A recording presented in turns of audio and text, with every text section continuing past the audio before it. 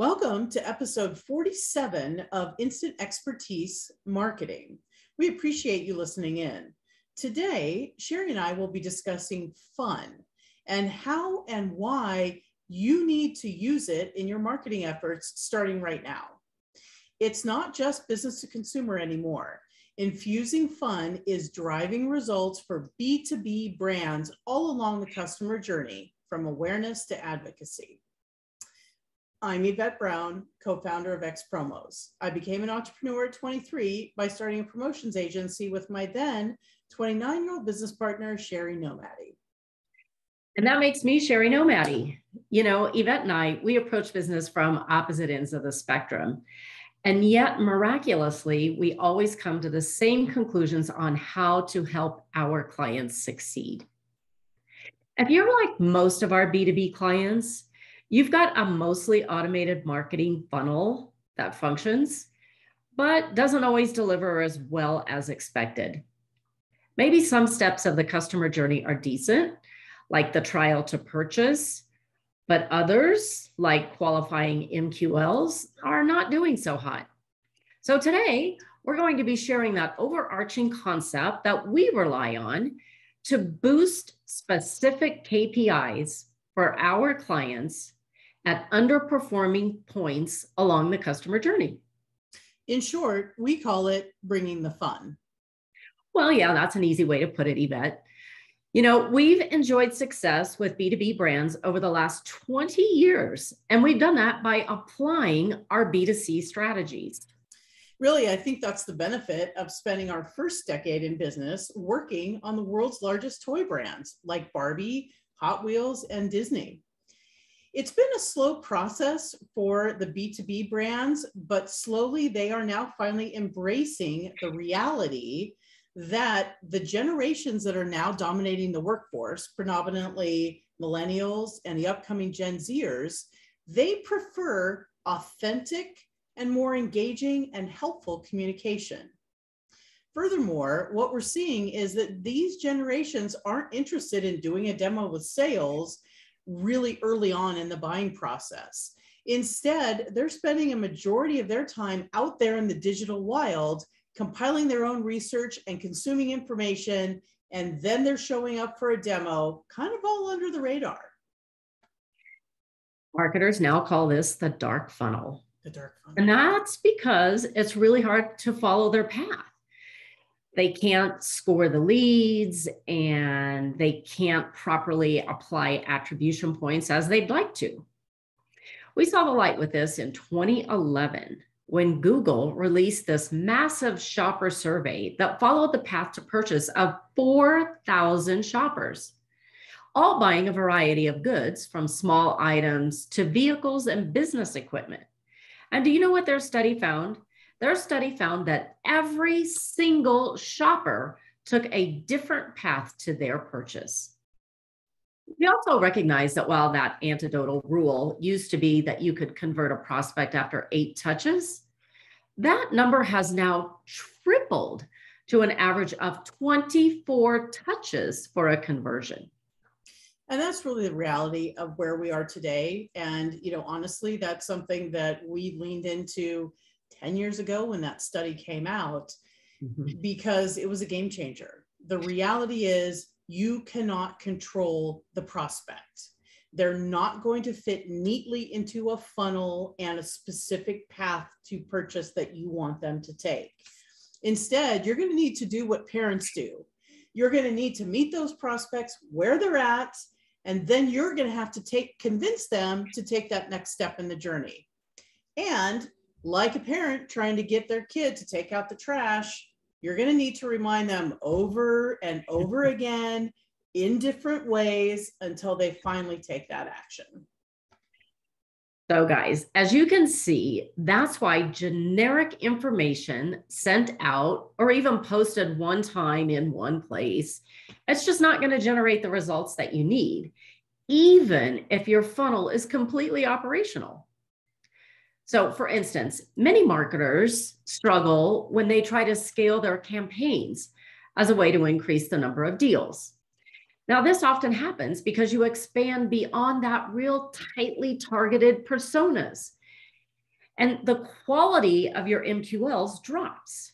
And that impact is felt throughout the funnel.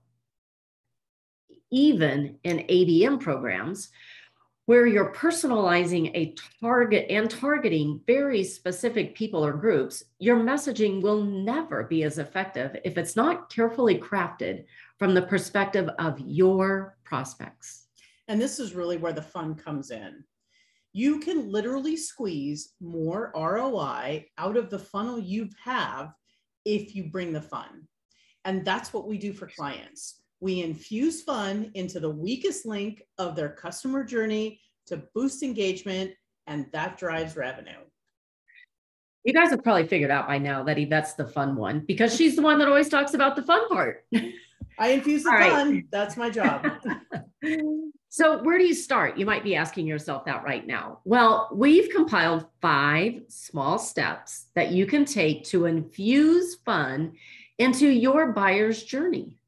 And that's really the point here is it can be overwhelming to try and say, oh, I need to overhaul my entire funnel. No, that's not it. When we do programs, we focus on these one point and make a small change. And that's what is reflected in these 5 steps we want to share with you.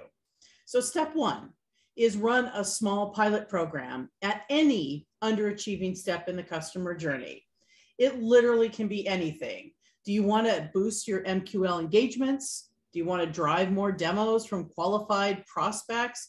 Or do you even want to generate more reviews from advocates? After you've done that, take step 2, which is talk to a small audience. So tailor your communication at that point in the journey to that one person. Remember, they are the hero of the story, not you, not your brand, it's them. Exactly right, Sherry. And then go on to step 3. Focus on a small moment in time. This is a reinforcement that this focus is for a single step of the customer journey. When you're looking at that step, make sure that you're answering all the questions that your prospects would be asking about your product or service at that particular stage of engagement or interest in your product or service. So that brings us to step 4, and that is make one small change. So let's say that you've answered their questions through content. So now ask yourself, how can you change your communication to make it more fun or engaging? Can you make it an interactive quiz? Can you personalize it with a calculator? And maybe you think about doing an explainer video. Maybe that would make your benefits more clear. And that takes us to the last step, which for sometimes is optional, which is a small reward, okay? Once you've got your prospect to get the answer they're looking for from your content at that step, are you making it crystal clear what their next step is? And furthermore, so that's part kind of like 5A, if you will. 5B is, are you giving them a reason to move to the next step? A great reason for that is to give them a small, relatable reward for taking that action. And that is why we talk so much about relatable. Make it relatable. This is where the fun and the engagement becomes so critical. We don't do fun for fun's sake.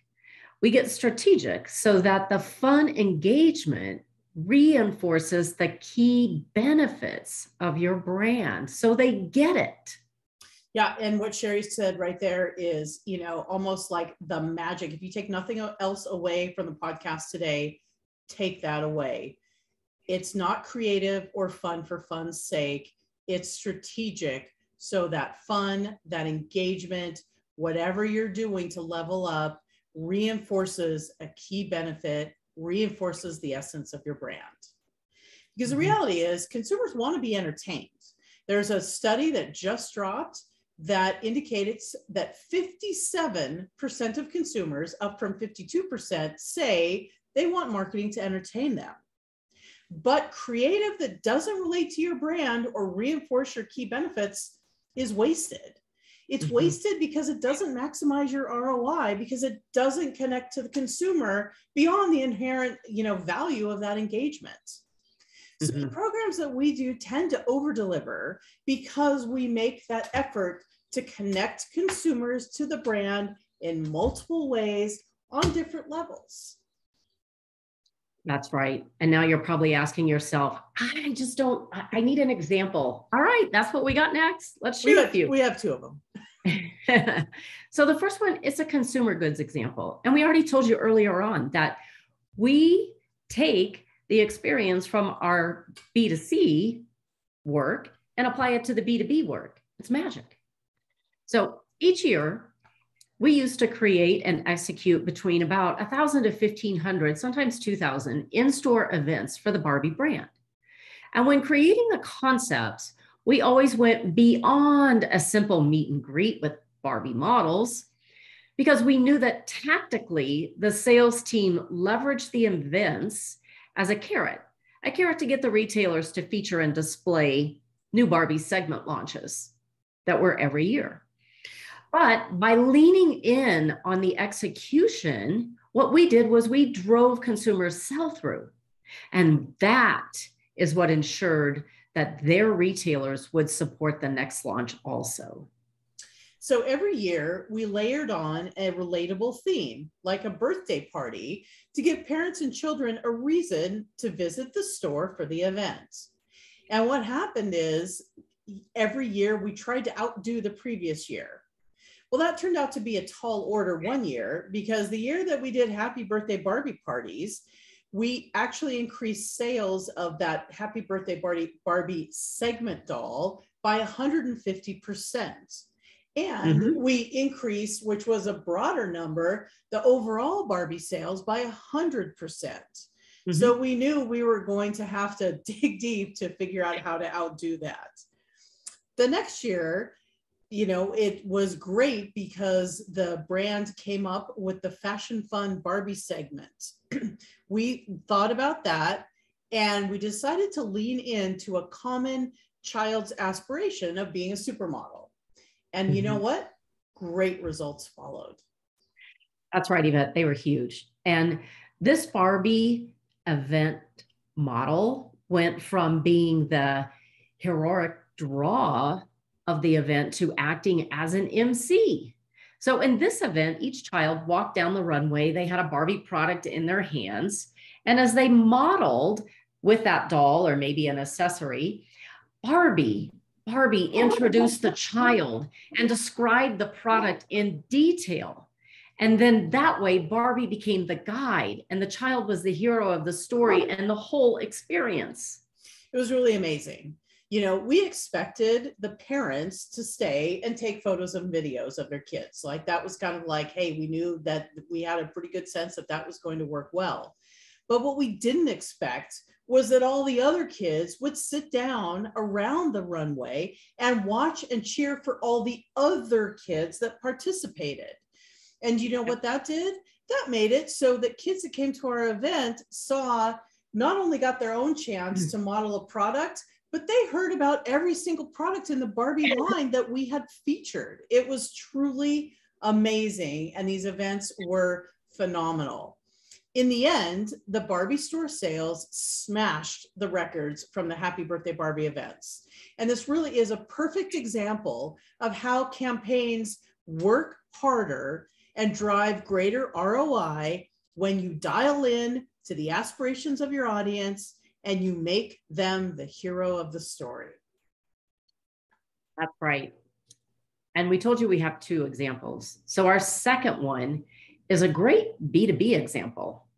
And it comes from one of the many campaigns that we have created and executed for Sage Software. They're a SaaS mega brand in the ERP space, and they've been a client of ours for over 15 years. We've motivated their existing customers to register early for a Sage Summit event in Atlanta. So instead of creating the typical customer VIP lounge as a reward to do the early registration, we took that same budget and we hosted parties at the iconic Atlanta-based brand headquarters. And that was at Coca-Cola and CNN. And what happened with this is not only did Sage hit their KPIs, which was obviously the first goal, but we also boosted the advocacy potential of these winning customers, because those customers that came to the event, they weren't trapped in a hotel at this little, VIP lounge. Instead, they got a memorable tour. They got drinks, they got an appetizer, they got to hang out with sales and support staff from Sage. Mm-hmm. They Mm-hmm. got photos afterwards so that they could remember this. And of course, they got swag. And this all started before the Sage Summit event. So you can imagine how that leveled up their whole take on the Sage brand. And Mm-hmm. really, additionally, by thoughtfully creating more than one option, because we didn't make everybody go to Coke and we didn't make them all go to CNN, they had their choice. We reinforced one of the brand essences that Sage has, is that you can continue to customize your Sage experience to align with your personal choices. You guys hear that? Can you see the connection that we're making here so that it's fun and engaging? So what it all comes down to is that by walking in the shoes of your prospect, you can imagine how you can surprise, delight, and engage them, no matter where they're at in their customer journey, making your communications more relatable, more fun. This will convince more of these engaged prospects to take the next step to find out more about your brand. And when you can get more prospects to do that, you will feel the effects all the way down the funnel. Absolutely right, Yvette.